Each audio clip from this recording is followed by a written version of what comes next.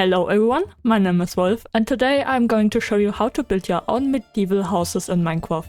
Whether you want to go realistic, a bit more creative and detailed, or more fantasy-like, I've got you covered. To make building simple, we will take each of these houses apart and divide them into pieces that share the same details.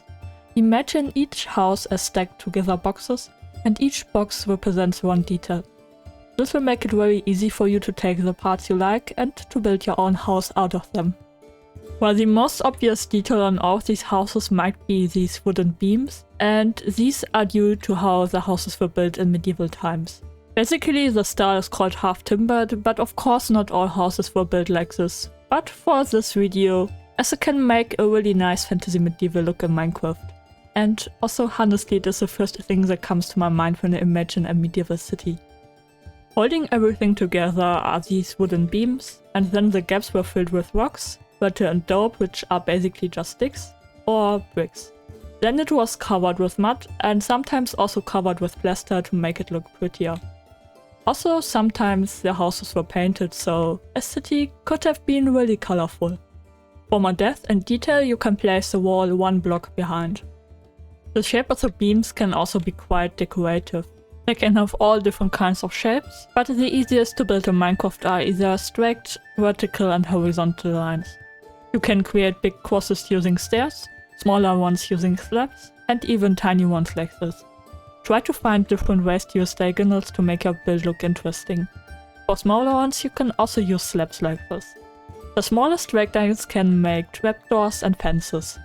Try out different patterns and combinations using a mix between full blocks, stairs and slabs.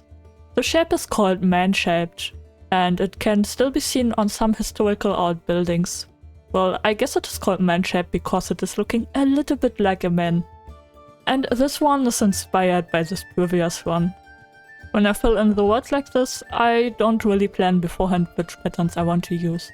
I just start at some point and figure it out from there. Just take a step back now and then to have a look and to see where you can still improve. The smaller your house gets, the more difficult it becomes to bring in all those interesting figures. But it's still possible. Don't be afraid to use full blocks, sometimes it looks just fine. For the color, feel free to use whatever you like. Try to see blocks not just as what they are, like wood or stone, but instead as what they look like, what color they have and what they could be. Houses can be yellow, blue, reddish, really anything. Use all the gradients you want in the walls or roofs. For some texture you can add spots where the plaster fell off and the underlying material is visible. It also adds a worn and weathered look to the build. For the roofs you also have quite a few options. You can either stick to a simple A-frame, build a hipped roof, or build a lean-to roof, which is great for a simple shed or to add more detail to your house. You can also vary the A-frame into a curved A-frame, which is adding quite a lot of interest.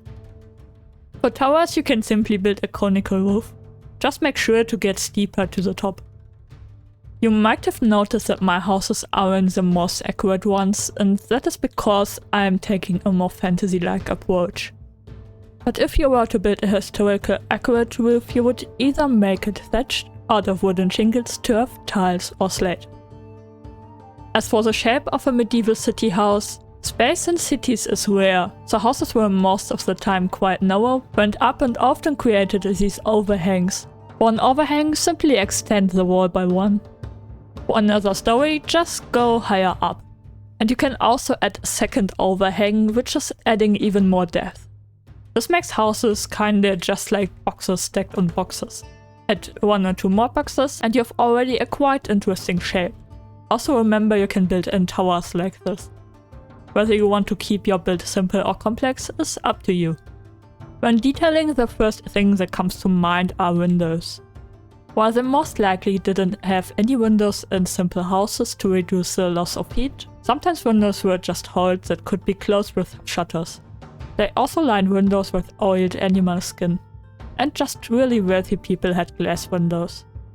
For the shape, most often rectangular windows do their job just fine, but always feel free to find the shapes that suit your build the best. Now that we have the basics to build a medieval house, it is time to have a closer look to the details. One of my favorite details is just a small little chimney. And for smoke effect, just place trapdoors around a campfire.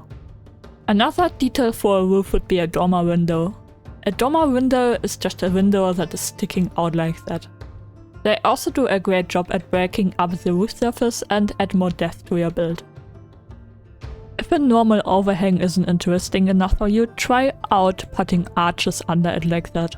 But then you might want to extend the first floor a little bit further. You can always decorate windows and paths with flowers. Whether you place just some leaves in front of the window or put some flowers in flower pots is up to you. Also remember that you can place flower pots inside, but if flowers aren't yours, try sea pickles or candles. On some buildings you also might want to place flags. When I built this house I had in mind it is for a wizard, so a flag kinda makes sense. As you can see, I also used these hanging down moon shapes and a giant lantern. These details and its complex shape help it look like a fantasy building. In front of this house is a small area where you can store barrels and chests. Make sure to face your barrels and chests in different directions to add more detail. To light up your build you can use simply torches or lanterns, or build your own lanterns using trapdoors and a glowing block. Another possible detail for a wall that is otherwise empty would be a door that is leading down to a cellar. And last but not least, Greenery always ties everything together. Whether you place a few bushes in the front, build a few custom trees, have a plant growing up your build, or add some grass and flowers on a roof, doesn't matter. And with that, it was quite a bunch of information. Good job if you stayed until here. Now it should be relatively easy for you to build your own medieval half-timbered inspired house. Start with the basic shape of your house, add overhangs, a roof, and then start detailing with the wooden beams, windows and other details. Of course I didn't show you every possible thing in detail, but I believe I gave a good overview. I hope this video was helpful for you. Expect similar videos from now on where I focus on a specific style, and until next time, goodbye!